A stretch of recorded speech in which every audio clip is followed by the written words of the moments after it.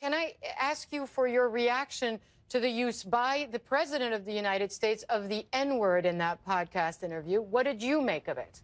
No, I thought the President Obama, he told the truth about just how deep the legacy of white supremacy actually is. But you know, the irony, Hala, is that there's a sense in which President Obama is himself a niggerized president, in the sense that a niggerized black person is a person who is afraid, intimidated, and scared of fighting the vicious legacy of white supremacy, putting a premium and spotlight on the vicious legacy of white supremacy. President Obama's been running from the issue of race for almost 6.5 years. And so in that sense, when he used the word and talked about how deep it cut, he's absolutely right. But just a few weeks ago, he talked about racism wasn't endemic. It was just incidental. I said, no, it's vicious, my brother. But he's telling the truth now, and I agree with him.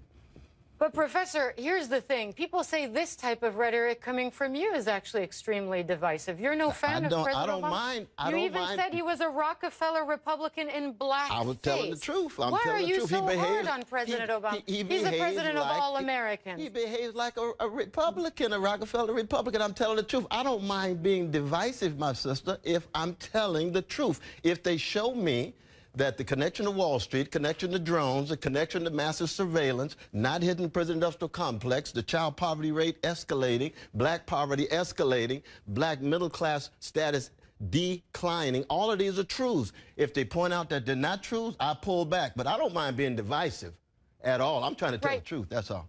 But being the President of the United States of all Americans presents a particular challenge, does it not, for the first black president? Absolutely. That he is not the spokesperson of the black. I mean, this is the balance he needs to find. Political calculation with moral conviction, but a president must have moral conviction. You know, and I know, for example, that in Europe, they use the Confederate flag as a substitute for the Nazi flag. The Confederate flag for black people is a Nazi flag. Now, does that mean political calculation and X and Y have to be considered? No, certain things are a matter of moral conviction. Same is true with black poverty. Same is true with working class situations. Same is true with homophobia. Same is true with anti-Semitism, anti-Arab racism. There are certain things that are non-negotiable. But I begin with black people. Black oppression is non-negotiable. Black president, criticized. White president to be criticized. Across the board, that's how I roll. And you don't think with this use of the N-word, with him bringing up the fact that racism is ingrained within the DNA of the country as the first black president, is taking a stand? You don't think that's enough? Oh, no. I said I'm glad he did. This is after almost 7 years. I said he's telling the truth. Anytime anybody tells the truth, no matter what color, I'm for him, Holla. Let's talk about the Confederate flag. We're expecting the governor of South Carolina, Nikki Haley, to come out. We're expecting her to say she believes it should be taken down. She's right. She's right. Yeah, I expected that you would say that. And you know, I'm not used to agreeing with right-wing Republicans like her, because she's wrong most of the time.